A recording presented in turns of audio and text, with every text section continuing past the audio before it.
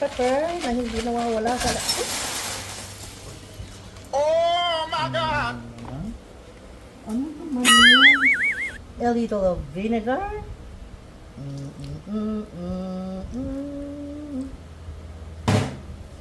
A little of olive oil.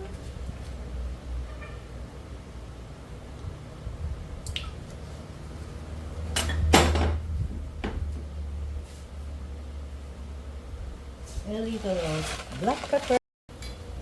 Mas na.